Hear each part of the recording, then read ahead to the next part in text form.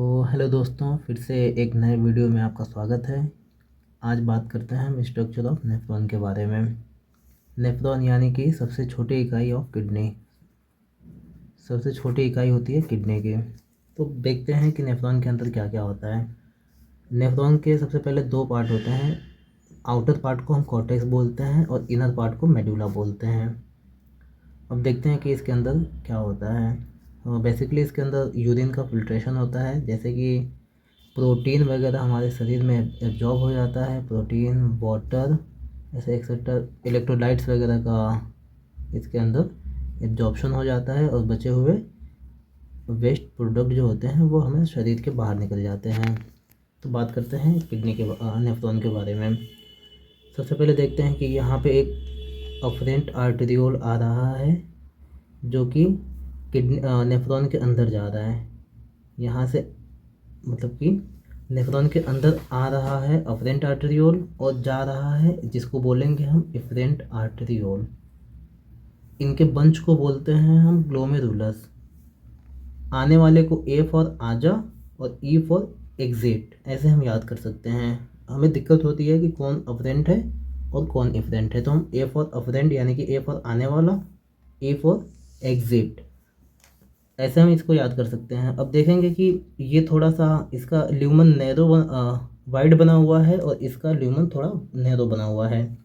तो जो afferent arteriole होता है इसका ल्यूमन वाइड होता ही है, वो गलती से नहीं, वो जानबूझ के बनाया गया है। और ये नैरो होता है, नैरो ल्यूमन। अब बात करते हैं, यहाँ तक हो गया। अब ये होता है हमारे बोमेंस कैप्सूल। यहाँ पे हमारे पोडोसाइट सेल होते हैं, इसका वीडियो किसी दिन और बन जाएगा। बोमेंस कैप्सूल, बोमेंस कैप्सूल के पास वाला जो डक्ट होता है जिसे हम बोलते हैं पीसीटी यानी कि प्रॉक्सिमल कन्वोल्यूटेड ट्यूब्यूल, यही डक्ट नीचे आता है, बनाता है लूप ऑफ हेनले। नीचे आएगा तो उसको बोलेंगे हम descending limb of loop of Henle, और ऊपर जाएगा तो उसे बोलेंगे ascending limb of loop of Henle. इसके बाद ascending limb of loop of Henle के बाद आएगा डीसीटी यानी कि यहाँ डीसीटी यानी कि डिस्टल यानी कि दूर। किसके दूर? ये ग्लोमेरुलस और बोमेंस कैप्सूल से दूर। ये तो पास हो गया और ये हो गया दूर हमारे, तो ये हो गया distal convoluted tubule.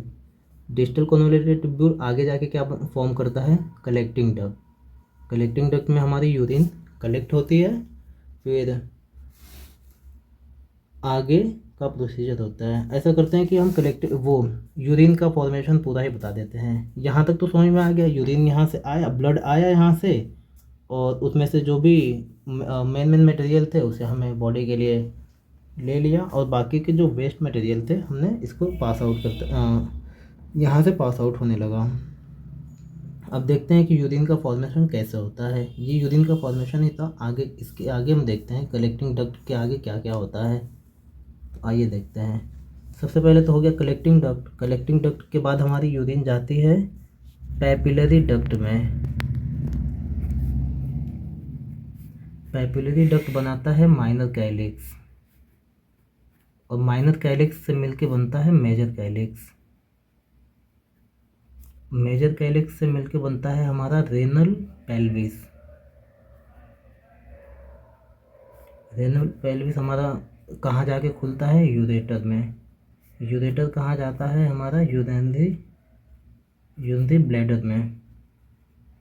Urinary bladder में हमारे यूरिन इकट्ठा होता है। यहाँ पे आपको पता ही है, इसमें यूरिनरी ब्लैडर में ही सिस्ट का फॉर्मेशन भी हो जाता है कभी कभी हम जब पानी नहीं पीते हैं तो, और फाइनली हमारे यूरेथ्रा से यूरिन पास आउट हो जाता है।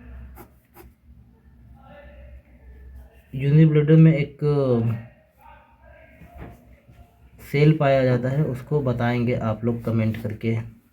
Thank you.